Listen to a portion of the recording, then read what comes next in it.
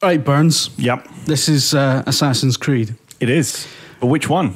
I know, not the actual Assassin's Creed 5, but an alternate Assassin's Creed 5, which the people who haven't yet upgraded to next gen will be getting or subjected to, whichever term you want to use. It's basically a redux of Assassin's Creed 4 Black Flag. So it's 4-2, essentially. Essentially, yeah. The Assassin's Creed franchise has gotten so confusing. I've talked about this in the preview. And it's very much bogged down in the previous game's baggage of plot and stuff. And this game is very much a celebration of that. It doesn't attempt to cater for people who are new to the series in a way that we're told Assassin's Creed Unity will, by shifting a lot of that baggage and getting rid of it. So, I think the main point about Rogue that's on most people's minds, people who are actually aware of it because they haven't really pushed it a lot. No, not really. Is why does it exist? What's it there for? So, well, I don't actually know too much about it. Yeah.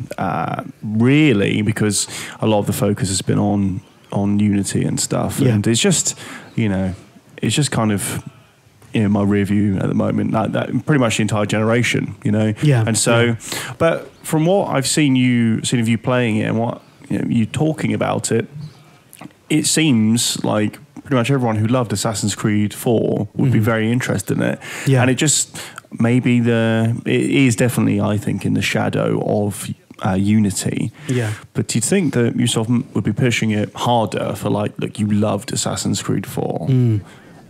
This is kind of more of the same. So it's an interesting one. But yeah, as you said, it seems a bit like you love this. So as almost like a bonus before you hop on to next gen, here's some more. Yeah. It's kind of a weird, I wouldn't say U-turn, but sort of almost like a change in policy from Ubisoft, because Black Flag, I always got the impression, pretty much exists because people really like the naval combat in Assassin's Creed 3. And Black Flag was very much a reaction to that. It was them going, well, people like... I mean, Assassin's Creed 3 was shit, frankly. I mean, I'm a massive fan of the series and I can't defend that game at all.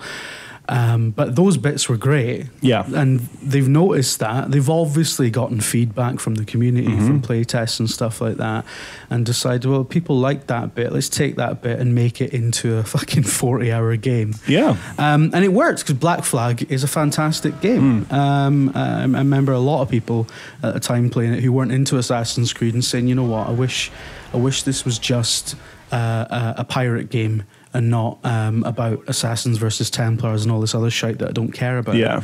I disagree with them because I do care about that stuff, because if I counted the hours I've sunk into playing Assassin's Creed games, I can't not care about it, because if I don't, I've wasted a considerable amount of my time on Earth. But yeah, the interesting thing about Rogue to me is that it's very much a continuation of everything that was in Black Flag is presented here, apart from the actual setting, because it's North Atlantic instead of the Caribbean, things like that. But there's characters from Assassin's Creed 3 and Black Flag, which is set, like, Black Flag is 20 years before, AC3 is 20 years later, I believe. And so it's very much bridging a gap between those two games. We're talking about a franchise in which the fourth game is a prequel to the third game. But only when you're not playing the modern day bit, because the modern day bit is a sequel to the modern day bit to the third game. Like when Resident Evil 3 was half of it was a prequel to Resident Evil 2, and then the second half was a sequel. Yeah, which is mental. And the guy you play in Assassin's Creed 4 is the grandfather of the guy you play in Assassin's Creed 3.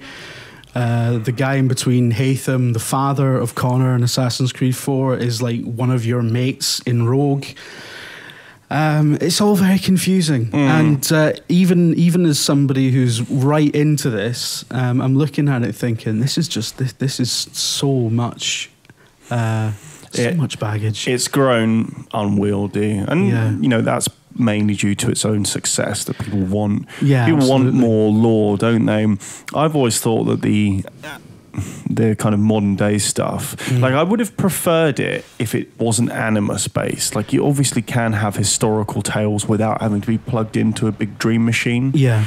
And of course that, you know, it is problematic when you think about, as someone pointed out, so if your ancestors, you know, if they're their memories, then you're essentially getting plugged in, especially with Ezio, to like your great-great-granddad shagging your great-great-grandmother or something, which is pretty horrific and probably turned me off the entire series. But, you know, I always thought that I like the overall, you know, the plot with the Templars and stuff. Yeah. But I never feel like they kind of nailed the modern day stuff. So, you know, have you seen any of that in this? No. There was none of that in the preview that I saw, which is interesting. It's like they always seem to keep that side of it close to their chest, though, until release. Because, I mean, I don't think anyone really knew, I might be misremembering completely, but I don't think anyone really knew that Black Flag had sort of had a modern day mode where you were essentially a game dev walking around what is a sort of pastiche of Ubisoft's actual offices. I thought it was insane bollocks. I must say, it's just an incredible sort of meta. It's like Ubisoft's head sort of being rammed up its own arse. But that's the moment when they went, nah, just fuck it, just go full. So that's very interesting because we haven't seen anything of the modern day period, the modern day stuff that occurs in Unity or Rogue, to my knowledge. So it's going to be interesting where they take that. They have hinted that events in Rogue will be directly related to events in Unity. And Unity, of course, occurs like, you know, decades later. So wondering if I mean, I think it would be quite cool if they had like a parallel thing going on where the modern day stuff in Rogue is happening at the same time as the modern day stuff in Unity. It could be. Stuff like that. That would be really interesting, which is probably why they won't do it. But yeah, I mean, I'm just talking about Rogue specifically as a game. It's maybe not fair to it to talk about it in terms of how it relates to Unity. Well, it is, but just to give it the benefit of the doubt, it's very much, pretty much the last kind of hurrah of the last gen Assassin's Creed stuff. And it's got stuff in it, like interesting inversions of things that happen in previous Assassin's Creed games. Like, because you're now a Templar, you're fighting against assassins. The assassins that you're up against do all the same things that you did as an assassin. So they hide in bushes, or they stalk the rooftops waiting for a moment to pounce on you. And there's been plenty of times during the preview where I was caught out completely. Really? Shanked with a hidden blade, and it takes a lot of damage off you. Like if unless you're on full health, it kills you. So there's I found that quite interesting, that it wasn't just sort of flipping the story, it was also kind of flipping the mechanics a little bit. I think there's a lot of good stuff going on in Rogue if you're an Assassin's Creed fan, but I think it's only interesting if you're an Assassin's Creed fan. It's very unapologetic about that. Yeah, I gave Black Flag a 7. Mainly because even though I really liked it, I liked the naval stuff. I liked the setting. I quite liked the characters. But at the end of the day, I was still pulling people into hay bales, and what the game really hates is out of order execution. So the game has to lead you by the nose. So if you're doing a tail mission and you actually know where the guy's going, you can't just go and wait for him. Otherwise, you just fail. And there's too many obvious fail states. And the last gen Assassin's Creed games, for all of their at times brilliance, weren't actually games about being assassins at all. It was just Simon Says you're an assassin. You couldn't ever use your own ingenuity really to kill people, and most of the time you just run in, draw a sword, and fuck people up. Exactly. So I mean, that's been probably one of the biggest points of contention with the series, is that it isn't really an assassin simulator at all. It's it's a stabby man. I suppose that's that would be fine Yeah. if the game didn't have all the trappings of you, like, you have to be quiet, Yeah. to kill, like, you know, if you wanted to just go, you know, that's the thing that the Hitman games do, is that you can kill them any way you want, doesn't matter. And those games, especially the last generation ones, are about kind of getting the drop on people and using your own ingenuity. But that doesn't seem to be the case with the last gen Assassin's Creed games. But I always thought that the main thing about Assassin's Creed games is they've got to have a really good setting. Assassin's Creed 3 is abysmal. It's an abysmal game. Yeah. And and I don't know how anyone thought that, like, 55 billion hours of running across treetops and then going into the not very architecturally diverse Boston at the time was going to be a good idea after Rome and Florence and Constantinople. So how does it stand up in decision? It really was. Because we're back, aren't we, into kind of New York sort of thing? We are, yeah. So how's it? So we've got the New York of Assassin's Creed 3, but it is different. It has been redesigned to make it quicker to traverse and stuff like that. Then you've got, so that's the only big city, and then you've got 2 areas of naval stuff. One's just called the North Atlantic, which is all ice sheets and small settlements and forts and stuff like that. And then you've got the another one that I can't remember the name of right now. I should probably have looked that up first. which is more akin to the Caribbean of AC4, just obviously in a more North American looking setting. And that's got like towns like Albany and stuff like that, and it's more rivery rather than sea based as well. Okay. So it's again, it is making sort of tweaks to what was in AC4, but there is no, not from what I've seen anyway, there is no iconic setting, because an ocean isn't iconic. An ocean is just water, right? New York of the 1700s isn't iconic because, I mean, did you notice any difference whatsoever between Boston and AC3 and New York in AC3? Because I didn't. I couldn't tell you to this day what the. No, I mean, I wasn't reviewing it or anything. I didn't. Yeah. Well, maybe at preview. Like, you run around the towns and stuff like that. Yeah, but when I got it at retail, I just quit when the game spoiled its own twist for me. So I just went, nah, that's probably the end of that. And because, you know, when it was my own free time, I was like, nah, this can get fucked, mate, to be honest. I completed it, and when I got to the end of that game, I wondered why. Because, I mean, I enjoyed the kind of the ending of the whole Desmond arc and stuff. I mean, which had a bit of, you know, a bit of a love-hate relationship with Gary Neville arc. Yeah. And Assassin's Creed 4 felt like a real push in the right direction for me. Absolutely. So it's a weird time for the franchise. You got 2 full fat, and yet that's the other thing about Rogue as well. It's not like a Vita version. No, it's not like a small one that they're just doing for the old car. This is like, it's a huge game. I mean, even the couple of chapters we've been given to play are enormous, full of side stuff, expanded even from what was in AC4, which was like millions of things on the map to do. And it's really like a full fat Assassin's Creed game, which I think is just even more absurd in a way that we're getting 2 of those on the same day, I think, practically, or within days of each other at least.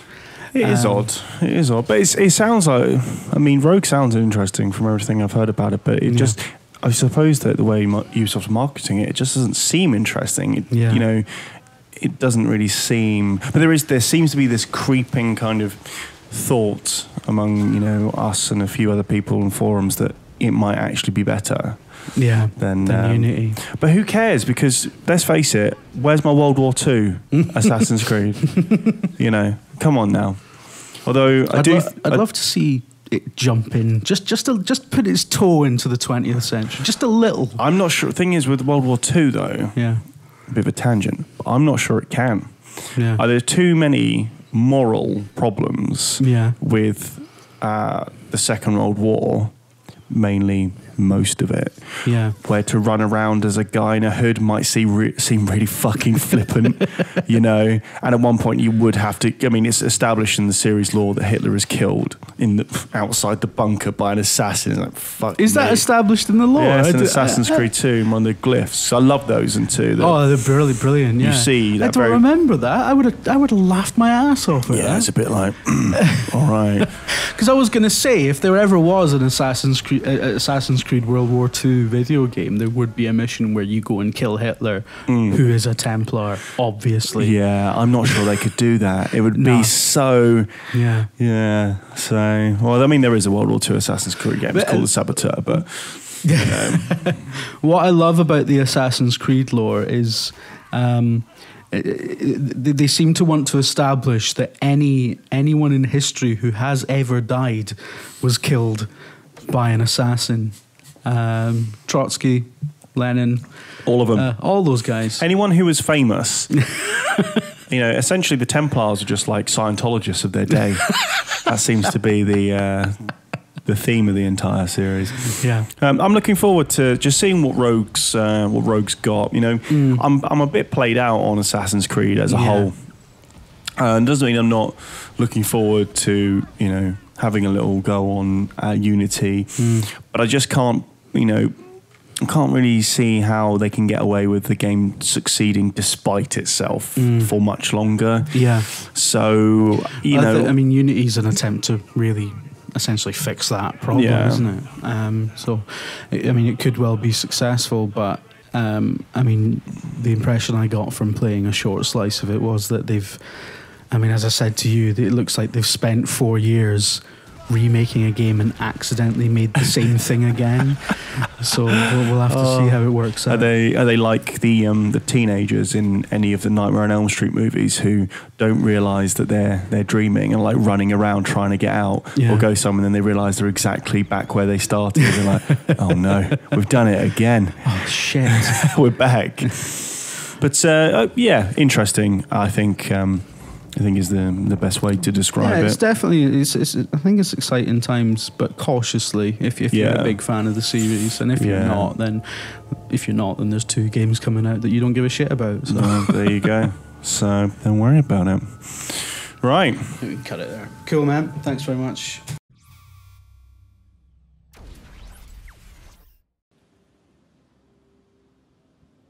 Michael, are you going to tell the boys and girls to subscribe? I was working up to the impatient little gat.